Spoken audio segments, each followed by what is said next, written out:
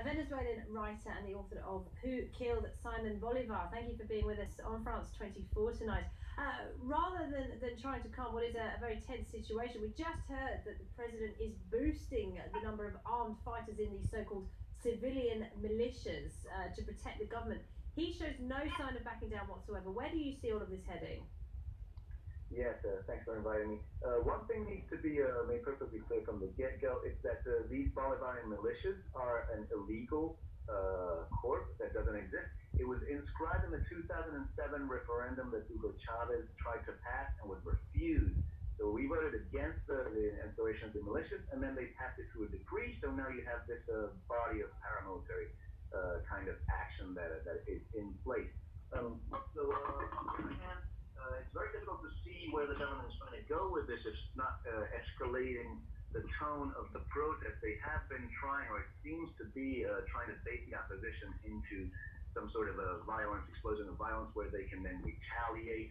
There has been violence on both sides. Some fringe protesters are also very violent on the opposition side. So it's very difficult to see where all this will head, since we don't have any institutions at this moment that can really figure out or broker a deal between the parties and between the various different factions inside the opposition, who all have different ways of approaching and seeing how this issue will resolve. Well, what about the intervention, or the attempt at an intervention, I should say, by Venezuela's neighbours, leaders from 11 countries, including President Santos in Colombia, signing a letter saying, try and calm things down, President Maduro, and remember people's right to protest.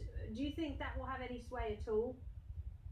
No, I seriously don't think that's a possibility. There's a high level of propaganda. Colombia has been once and again denounced by the government as playing part in some sort of international scheme of things.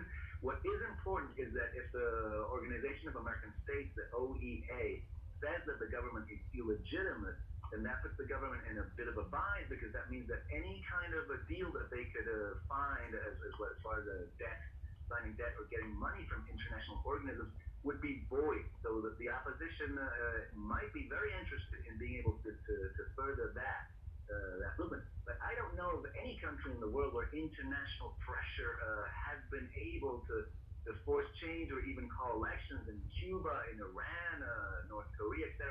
It's very difficult through international means to solve this crisis. This is something that Venezuela, inside of Venezuela, need to figure out. International bodies can help and give them a lot of legitimacy, but ultimately it comes down to the people of Venezuela being able to find some form of representation, where the opposition, that constitutes a vast majority right now of people, over 50%, doesn't really hold anybody and cannot have a say on anything that happens in the country right now. Well, we're talking about people in Venezuela. You know, this is a country with the world's biggest proven resources of oil in the world. It has vast resources, yet people there are suffering shortages of the most basic goods. How have things got so bad under Nicolas Maduro? They were not that bad under Hugo Chavez. Yeah, well, under Hugo Chavez, we were still living like the last part of the oil boom between 2002 and like 2008. There was an immense amount of money that was injected into the country, and it was put through a series of black boxes, spearheaded by Mr. Hugo Chavez himself, and we don't know where that money went.